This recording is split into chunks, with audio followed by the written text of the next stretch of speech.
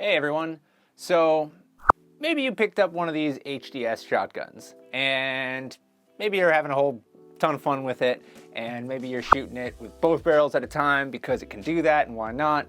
And maybe you're noticing that that's super piddly, that when you fire both barrels at once, the velocity is real lackluster and it's not really worth it at all. That was my experience. I mean, the cool factor of being able to shoot both barrels at once is kind of detracted from when they only go at like 120 FPS or whatever, but there is a way to change that, and we're going to talk about that today, and I'm actually going to show you how to do that. But before I show you how to do that, I will say that when you do this, you will be very dramatically increasing the velocity. So firing both barrels at once, you're going to get like 250 FPS, which is great.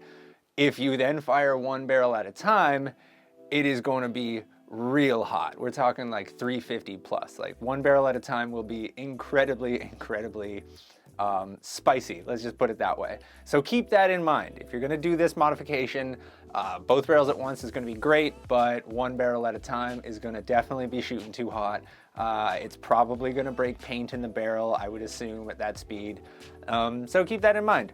The other benefit of this though is that if you do decide to do this mod and you are, using it, shooting both barrels at once, having a blast, once the CO2 starts to get low and you're starting to realize that your velocity is really dropping off again, if you switch back to shooting one barrel at a time, velocity goes back up. So you actually will be able to continue using it even after your velocity drops. You just have to switch back to one barrel at a time.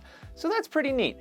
I am going to show you how to do this. This is not a permanent modification at all. You're not like, hacksawing anything or drilling a hole or anything like that. It does not void the warranty. It's completely reversible. The thing I'm going to show you is basically you take a piece out, and if you put it back in, then we're back to normal. So like, keep that in mind. This is not a big deal. It's not particularly hard. It's not really challenging.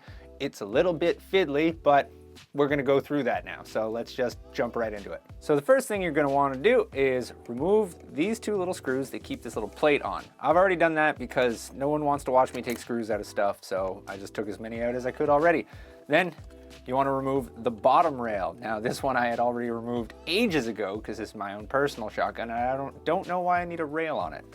After that, you have like 1, 2, 3, 4, 5, 6, 7, 8, 9 screws you got to take out in the body itself.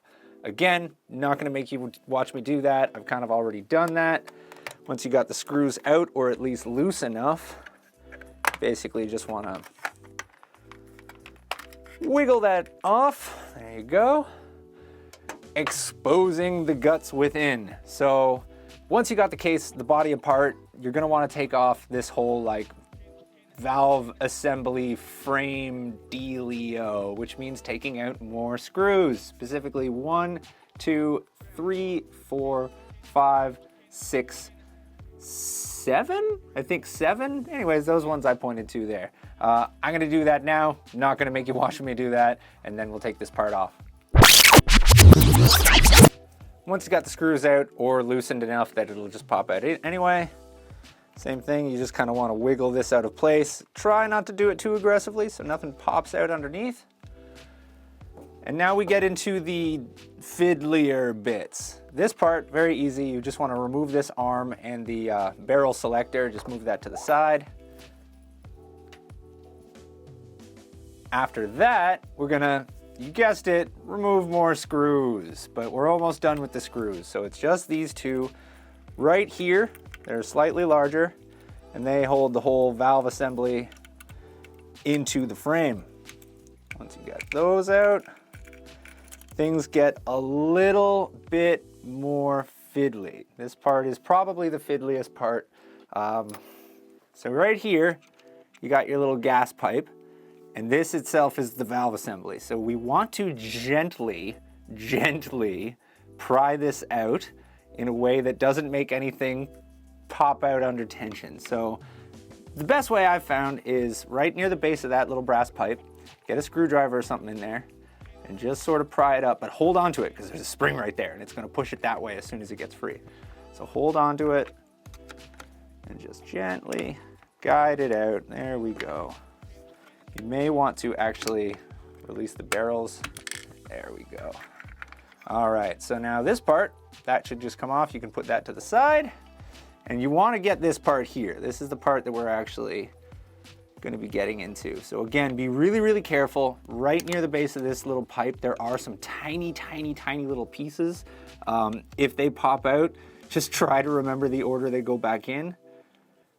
There we go. Yeah, there you go. So if you lift it out like that, you can see there's this pipe, then there's a little O-ring, and then that part there is actually loose. It's like a tiny little plunger piston thing. So you really don't want it to fall out. If it does fall out, look real close at that. That's how it goes back together. But now the real part. This right here, that's where we got to get into. So to do that, we got one of these. You could probably figure it out with some other kind of tool, but this is going to make it the easiest. And then you're just going to get that into the back, and you're just going to unscrew it like that. All right, so once you got that part sufficiently loosened, you should be able to just unscrew it with your fingers, take it off. That little black plastic thing, that is what we've been hunting for. This is what we're going for, and this, it's probably easiest to just remove it with tweezers. You might be able to figure it out with something else, but I think tweezers is the easiest. You may have to struggle with it a teensy tiny bit. Come on. I swear I've done this before, guys. How did I do this? There we go, there we go, there we go. Oh my goodness. All right, so that's it. That's what we want to remove. Essentially, you take this part out and then the velocity goes way up. If you want, you put this part back in, velocity goes down again. So hang on to this, don't get rid of it. It is still useful to you in case you want to like drop the velocity again. Of course, putting it all back together is literally just doing everything that I just did, but in reverse. So, you know, feel free to just watch the video backwards, I guess.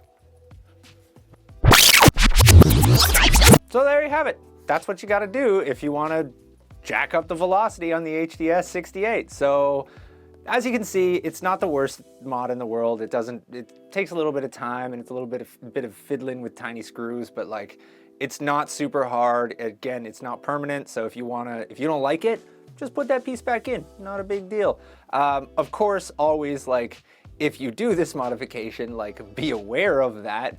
And if you happen to hand this gun over to anybody else, you know, tell them that. Tell them not to shoot one barrel at a time because that'll sting just a touch.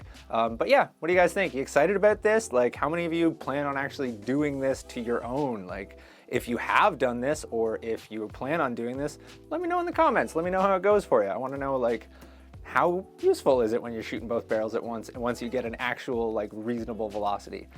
If you can always like and subscribe, we always appreciate that, and thank you for watching.